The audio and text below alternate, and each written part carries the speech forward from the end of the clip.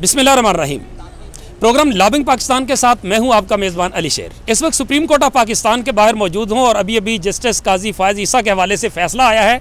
बहुत ही तारीख़ी फ़ैसला है, इस अहमियत है इस बहुत फ़ैसले की कि इसमें क्या है। जेनुअनली अगर हम इसको निचोड़ें आम आदमी के लिए सादा लफ्ज़ों में कहें तो मतीउल्लाह जान जो सुप्रीम कोर्ट ऑफ पाकिस्तान तवील अरसे से कवर कर रहे हैं, बहुत ही, मैं ये नहीं कहता कि आप टीवियों पर जो कुछ देखते हैं उस पर क्या चल रहा है क्या नहीं उसको छोड़ देते हैं, लेकिन बैनस्तूर क्या था, मैसेज क्या लगा, मती भाई ये बताइएगा निचोड़ क्या है इस फैसले का। निचोड़ेंगे कुछ नहीं निकलना है इसमें। निचोड़ यही है कि जो हुकूमत ने शिकायतें और इल्ज़ामात लगाए थे वो तो गलत हैं, लेकिन वो इतने भी गलत नहीं हैं क्योंकि जो काम फ़रोग़ नसीम नहीं कर सके या सदर आरिफ अलवी ने गलत किया वो काम हम करेंगे और सुप्रीम जुडिशल काउंसिल आज खुद अब जो है इल्ज़ामात की तहकीकात करेगी। अगर इल्ज़ामात इतने ही बुनियाद वाले थे या ठोस थे तो फिर मेरे ख्याल में उस रेफरेंस को ही जो है वो आप एक्सेप्ट कर लेते या कार्रवाई आगे भेज देते। उसको कलअदम करके तासर दिया गया कि हुकूमत ने तो जो किया गलत किया, लेकिन हम खुद इसको देख लेंगे। मतलब लेकिन इसमें एक तासर ये भी तो चला जाता ना कि शायद जजेस जो है वो एहतसाब से बालातर हैं और जैसे इब्तदा में ये बात हुई भी थी इस तरह का तासर बना भी और बाद में जजेस को उस तासर को दूर करने के लिए ये कहना भी पड़ा कि कोई जज कोई उनकी फैमिली कोई इदारा जो है वो बालातर नहीं है। देखें तासर तो हर कोई अपना अपना बना लेता है। एक तासर ये पड़ जाता अगर जो है ये मज़ीद तहकीकात ना होती तो शायद तासर पड़ता कि एहतसाब से बालातर हैं जज इसलिए तहकीकात नहीं हो रही। मगर अगर सिंपल ये कह दिया जाता कि हुकूमत का रेफरेंस गलत है और अगर हुकूमत ने रेफरेंस दायर करना है नया तो पहले FPR से मज़ीद तहकीकात करवा ले और हुकूमत की मर्ज़ी है दोबारा रेफरेंस फ़ाइल करे या ना करे। ये कह रहा है कि हुकूमत ने रेफरेंस गलत फ़ाइल किया है मगर हम उन्हीं इल्ज़ामात की तहकीकात करेंगे, ये तो बहुत बड़ी एक कंट्रडिक्शन है, एक तज़ाद है कि एक तरफ तो गैर कानूनी रेफरेंस है लेकिन उस रेफरेंस में जो इल्ज़ामात लगाएंगे उसमें supreme judicial council chief justice की सरबराही में तहकीकात भी करेगी। तो ये कुछ अजीब सी एक बड़ा सीरियस मामला लग रहा था, बदनीति और सोर्स रिपोर्ट सोर्स डॉक्यूमेंट, ये जासूसी वाला जो मामला था इसको कैसे यानी कहा गया है कि वाइंड अप किया गया। ये तो मुख्तसर हुक्म है, अब तफसीली हुक्म में देखें क्या आता है, क्योंकि तफसीली हुक्म में भी अगर बदनीति को और खुफिया निगरानी और गैर कानूनी शवाहिद इकट्ठे करने के मामले को एड्रेस ना किया गया फिर तो ये वाज़ेह हो जाएगा कि इल्ज़ामात के ऊपर जो अब सुप्रीम जुडिशल काउंसिल ने आज खुद तहकीकात का बज़ाहिर अब सुप्रीम कोर्ट ने फ़ैसला किया है, उससे तो ये लगता है कि हुकूमत का रेफरेंस तो गलत था, इल्ज़ामात भी कानून के मुताबिक नहीं थे, मगर इसमें कुछ तो था ना। तो जब कुछ तो था ना होता है तो फिर बदनीति तो नहीं होती ना।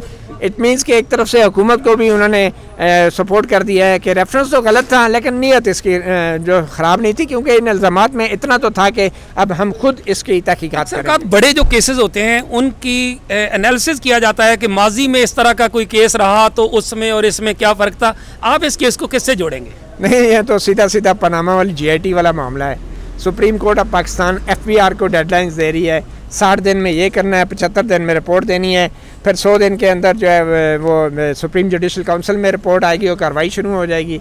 तो ये जो डेडलाइंस दी जा रही हैं एक किस्म का वही GIT पनामा वाला निगरान जज जो जस्टिस इजाज़ुल एहसन को बिठा दिया गया था और फिर जो GIT ने किया वो सबके सामने है। तो अभी भी एक GIT का एक रीप्ले मुझे लग रहा है कि इसमें जो है दोनों तरफ जो हैं बराबर बराबर फूक फूक के कदम रखे जा रहे हैं इदारे की तरफ से। बिल्कुल ठीक। अयाज़ खान खैबर TV से ताल्लुक़ है। अयाज़ खान ये बताइएगा कि आपको कैसा लगा कि FBR को ये भेजना केस का, और ख़ास तौर पे जो एक नुक्ता था कि जो जज साहब की अहलिया मोहतरमा थी वो तो इसमें फ्री की नहीं थी। हाँ बिल्कुल, ये थोड़ा सा 3 जजेस ने इख्तिलाफ किया इस पे कि ये नहीं भेजना चाहिए था क्योंकि उसका बुनियादी पॉइंट था, इंटेंशन इसकी ये थी कि जज साहब की जो अहलिया थी वो तो पिटिशनर थी ही नहीं, हमारे सामने वो तो फरीक ही नहीं थी। जब वो फरीक ही नहीं थी तो इसकी इन्वेस्टिगेशन हम क्यों कर उधर FBR से करवाएं।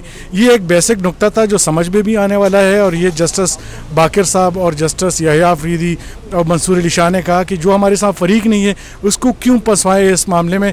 तो उन्होंने ये इख्तिलाफी नोट लिखा कि FBR के बजाय ये मामला यहीं पे ख़त्म होना चाहिए और वो जो फरीक नहीं है इनको क्यों इस केस में घसीटा जाए। बिल्कुल ठीक। जहांज़ेब अब्बासी हमारे साथ मौजूद हैं, सुप्रीम कोर्ट ऑफ पाकिस्तान के सीनियर रिपोर्टर हैं, नियो TV के करस्पोंडेंट हैं। जहांज़ेब, आप बहुत सी ना फैसलों में लाइनों में बारीक चीज़ें ढूंढते रहे हैं, मैं अरसे से ज़ाहिर आपको जानता हूँ, आपको इस फैसले में बारीक लाइनें क्या लगी? मुझे इस फैसले में बारीक लाइनें जो मुझे नज़र आई है वो ये है कि क्या ये मामला 2023 तक ख़त्म हो जाएगा या नहीं, ये एक बहुत बड़ा सवाल है। 2023 में इसलिए कह रहा हूँ कि 2023 वो वक्त है जब आम इंतखाबात होने हैं, और 2023 वो वक्त है जब काज़ी फ़ाइज़ ईसा चीफ जस्टिस ऑफ पाकिस्तान बनेंगे। तो ये 2023 का इस मुकदमे से जब 75 दिन दे दिए, जब 100 दिन दे दिए कि जी आपने वजाहत करनी होगी कि आप अगर नहीं दे रहे उसकी तफसीलात अभी तक, तो उसकी वजह क्या है? चलो 100 ना सी 20 दिन और मिल जाएंगे, 20 ना सी 40 दिन और मिल जाएंगे, लेकिन आप 2023 तक खींच रहे हैं। अजीब सी बात लग रही है मुझे। देखें, इसकी एक लॉजिक हम ये भी दे सकते हैं कि 100 दिन FBR को मिले हैं, फिर उसके बाद सुप्रीम कोर्ट ने छुट्टियों का ऐलान कर रखा है। 20 सितंबर से शायद अदालती वो जो नया अदालती साल है वो शुरू होता है, तो वो FBR की हद तक तो 100 दिन हैं, लेकिन जब मामला कौंसल में चलेगा तो वो कितना अर्सा चलेगा उसकी टाइम फ्रेम नहीं दी गई। लेकिन चलेगा भी कि नहीं चलेगा ये भी तो एक अभी उस तहकीकात पे है। बिल्कुल ऐसा ही है, बिल्कुल ऐसा ही है, क्योंकि ये तो नहीं तय हो गया ना कि अभी से तय हो गया कि आज खुद नोटिस जो है उसमें उसने बदलना ही बदलना है, ये तो नहीं हुआ ना। बिल्कुल ऐसे ही है, ये पॉइंट भी है। लेकिन अब सुप्रीम जुडिशल काउंसिल की कंपोजिशन क्या होगी ये भी इस हवाले से, लेकिन शायद कहीं अगर मैं एक ज़ाहिर मैं भी सुप्रीम कोर्ट ऑफ पाकिस्तान की बीट भी कवर करता रहा हूँ, पार्लियामान भी कवर करता हूँ, कहीं आप इस वजह से, तो ये मेरा जो एक ख्याल है कि शायद अगर आपकी 2023 वाली बात मैं मान लूँ तो शायद उसकी वजह ये थोड़ी सी मुझे लगती है कि और बहुत से केसेस सुप्रीम जुडिशल काउंसिल में पड़े हुए हैं जजेस के खिलाफ।